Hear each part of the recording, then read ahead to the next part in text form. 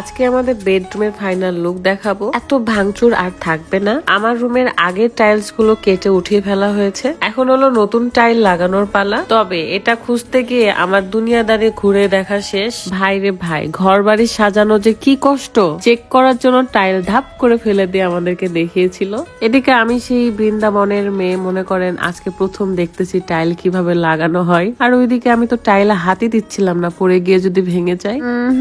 আমার রুমের কি অবস্থা দেখতে কেমন যেন লাগছিল। ভাবছি যে কবে আমার রুমটা ঠিক হবে আর কবে এখানে এসে আমি থাকবো। বিয়ে করে প্রথমে এই রুমে এসেছিলাম বলে কথা, এই রুমের প্রতি মায়া তো থাকবেই। আর সে মায়াটাকে বাড়ানোর জন্য বা সুন্দর করার জন্য এত আয়োজন। ইনশাল্লাহ আমার রুমের যখন ফাইনাল লুক আপনারা দেখবেন, আপনাদের খুবই পছন্দ হবে। আমার বেডরুমটা আমার মনের মতো করে ডেকোরেশন করা হবে। চলে যাচ্ছি যুদ্ধ করতে, মানে টাইলস পছন্দ করতে। আমার তো কোনো দোকানের কোনো টাইলই যেন পছন্দই হয় না। ফার্স্টে ভেবেছিলাম ছোট ছোট টাইল নিব, বাট রাত বলছিল না, বড় রুমের জন্য বড় টাইলই ভালো লাগবে। এক দোকান থেকে আরেক দোকান, আরেক দোকান থেকে সেই দোকান, মানে আমি পাগল হয়ে গিয়েছিলাম। আসলে আমাদের প্ল্যানিং এ আছে যে ধরনের আমরা ডেকোরেশনটা করব সেটার সাথে কোন টাইলটা বেশি যাবে, তো সেভাবেই আমরা চুজ করতেছিলাম। ঘর বাড়ি সাজানো বললেই কি সাজানো হয়, অনেক কষ্ট, অনেক খড়ি পোড়াতে হয়। আমি এবার রাতকে বলেছি লাস্ট যে দোকানে যাব সেখান থেকে কিন্তু আমি ফাইনাল করব, আর পারছি না। সো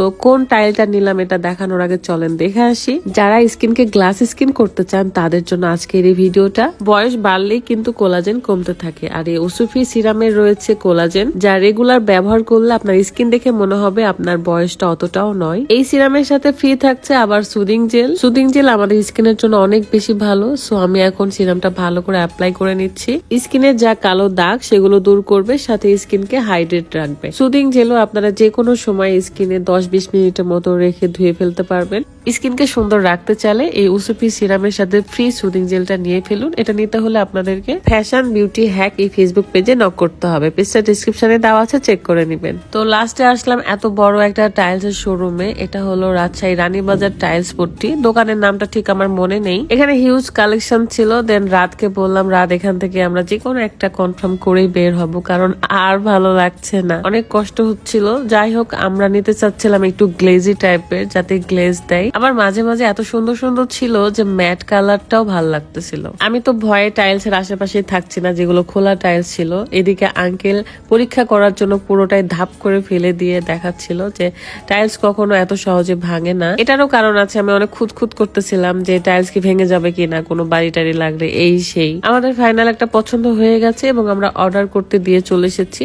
আমরা কিন্তু এই টাইলস পেয়েছি 7 দিন পর। ইনস্ট্যান্ট ওদের কাছে ছিল না এতগুলো, তাই জন্য আমরা অর্ডার করেছিলাম। 7 দিন পরে টাইলস গুলো আমাদের বাসায় সুস্থ মতো চলে আসে। এন্ড আমি অনেকবার বলে এসেছি টাইলস যেন একটাও না ভাঙে, ভাঙলে আপনাদের দায়। তো তারা সেটা বলেছে অবশ্যই, আপনার বাড়ি নিয়ে যাওয়া অবধি যা যা ক্ষতি হবে সবগুলোর দায়ী আমাদের। আমার না ভীষণ ভালো লাগছিল যে আমার রুমটা খুব তাড়াতাড়ি আপনারা দেখতে পাবেন, মানে সুন্দর করে গোছানো আর কি। এই প্রথমবার আমি দেখবো যে কিভাবে টাইল লাগানো হয়। আমি কখনো দেখি না এই ধরনের কাজকর্ম। সবসময় তো আর থাকতে পারিনি, তবে যখন যখন থেকেছি তখন তখন মনোযোগ দিয়ে দেখেছি যে তাদের কত কাজ। আমার এটা মনে হয় যে আমি যেখানে থাকবো আমার শ্বশুর বাড়িতে, মানে আমার বেডরুমটা হবে আমাদের স্বপ্নের মতো। আর আমার বাপের বাড়ির রুমগুলো আমি সাজাবো সুন্দর করে। মাটির ঘরে আসলে মাটির জিনিসপত্রই ভালো লাগবে, তো সেগুলো এরকম করে আস্তে আস্তে গুছিয়ে ফেলবো। তবে আমাদের এই রুমটা ঠিক হতে এখনো 1 মাসের মতো সময় লাগবে, মানে আদার্স ডেকোরেশন কমপ্লিট করতে। এদিকে আমার একটা ড্রেসের শুট ছিল,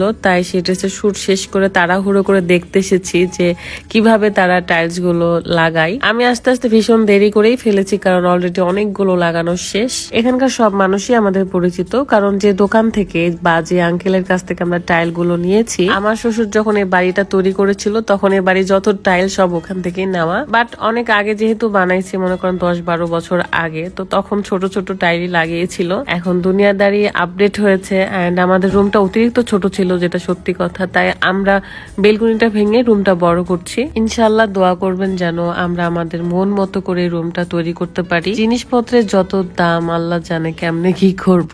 যাই হোক, দোয়া করবেন সবাই। আল্লাহ হাফেজ, আসসালামু আলাইকুম।